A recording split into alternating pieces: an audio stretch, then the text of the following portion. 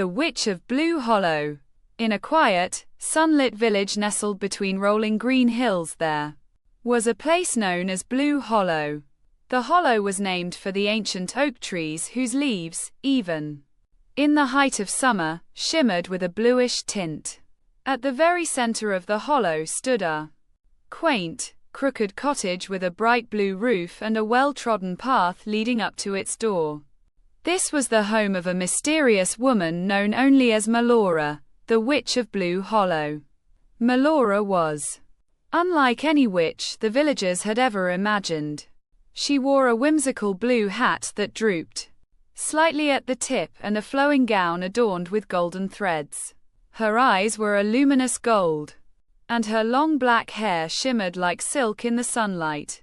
Despite her striking appearance, Melora was kind-hearted and known for her remarkable ability to heal, craft charms, and solve even the trickiest of problems. The tale begins. One fateful autumn morning, the village was abuzz with excitement.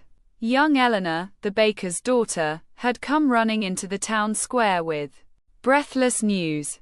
"She's done it again," Eleanor exclaimed. "Old Mr. Tanner's orchard is blooming. The frost nearly killed his apple trees, but Melora worked her magic. He says he's never seen such perfect fruit in all his years." The villagers cheered, their affection for Melora growing stronger. They often brought her gifts in gratitude: baskets of fresh bread, jars of honey, and hand-woven scarves. But Melora, despite their kindness, never accepted payment for her help. "Magic isn't about wealth," she would say with a smile. "It's about balance." Still, not everyone in the village trusted her. There were whispers among the elders that a witch's kindness always came at a price. A child's wish. One chilly evening, as the sun dipped below the horizon and cast the sky in hues of gold and lavender, a young boy named Simon approached Melora's cottage. He clutched a small, worn satchel and hesitated at her gate. Melora appeared at her doorway, her golden eyes soft with curiosity. "Well, don't just stand there, child. Come in before you catch cold." Simon entered the cozy cottage, his wide eyes taking in the shelves lined with jars of herbs, bottles of glowing liquids, and books filled with ancient handwritten spells. A crackling fire warmed the room, and the scent of lavender and cinnamon filled the air. "What brings you here, Simon?" Melora asked gently, pouring him a cup of spiced tea. Simon fidgeted with his satchel before pulling out a small, faded toy, a wooden bird with chipped paint. "This belonged to my sister," he said, his voice trembling. "She loved it more than anything. But she got sick last winter and—" His words trailed off, tears welling in his eyes. "I miss her so much," Simon whispered. Can you bring her back?" Melora's heart ached for the boy. She knelt before him, placing a gentle hand on his shoulder. "I'm so sorry, Simon, but even magic has its limits. I cannot undo death. But perhaps," she added thoughtfully, "I can help you in another way." Simon's eyes lit up with hope. "How?" Melora reached for a small, enchanted mirror on her shelf. It shimmered like liquid silver. "This mirror holds the memories of those we love. If you hold it and think of your sister, you'll see her as she was, happy and whole." Simon took the mirror with trembling hands. As he gazed into it, his sister's face appeared, her laughter ringing clear and bright. For the first time in months, Simon smiled. "Thank you, Melora," he said, clutching the mirror tightly. Trouble in the Hollow. Word of Melora's kindness spread far beyond the village. Travelers from distant lands began to seek her out, hoping for cures, blessings, or advice.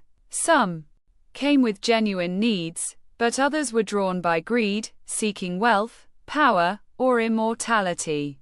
Melora helped only those whose intentions were pure, sending the rest away with a warning. But not everyone took kindly to being refused. One stormy night, a man in a dark cloak arrived at their cottage. His name was Victor, a wealthy merchant known for his ruthlessness. He demanded that Melora craft him a charm that would ensure his business triumphed over all others. "I don't deal in selfishness," Melora said firmly, her golden eyes blazing. "Leave now, and never return." Victor's face twisted with rage. "You'll regret this, witch," he spat. "Mark my words." True to his word, Victor spread rumors about Melora, twisting her acts of kindness into tales of malevolence. He claimed that she cursed those who displeased her and that her gifts were traps meant to ensnare the unwary. Fear began to creep into the hearts of the villagers, and some started to avoid the path to Blue Hollow. The turning point. Despite the growing mistrust, Melora continued her work. One day, she heard a knock at her door and opened it to find Eleanor, the baker's daughter, standing there with tears streaming down her face.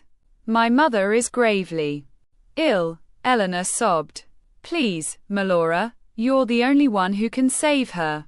Melora didn't hesitate. She gathered her herbs and potions and followed Eleanor to her home. With great care, she brewed a remedy and stayed by the woman's side through the night. By morning, Eleanor's mother was sitting up in bed, her color restored. But when word of Melora's intervention reached Victor, he seized the opportunity to turn the village fully against her. "She's playing with forces beyond our understanding," he declared in the town square. "Who's to say she hasn't cursed us all?" The villagers, frightened and unsure, began to demand that Melora leave the hollow.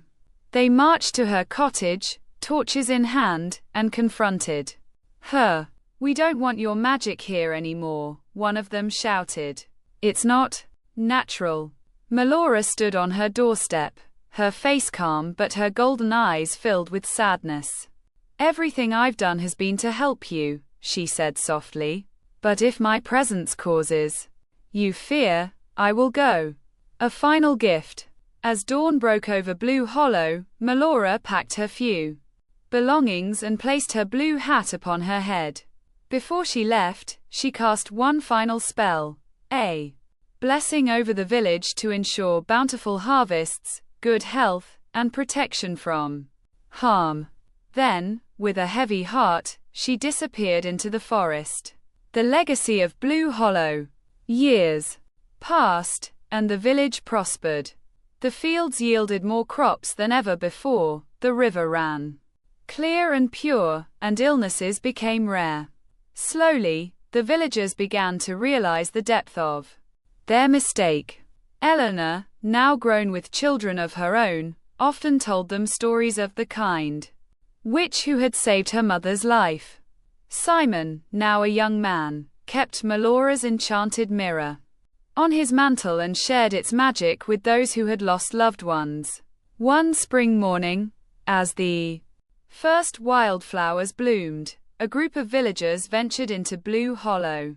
They hoped to find Melora and beg her forgiveness, but her cottage was gone, leaving only a circle of blue flowers where it had once stood. Though Melora never returned, the villagers kept her memory alive. They celebrated her kindness with an annual festival, and children would wear blue hats in her honor. And on quiet nights, when the moon cast its silver light over the hollow, some claimed they could see a figure in the distance, a woman with golden eyes and a flowing blue gown, watching over the village she had loved so dearly. Dash dash dash.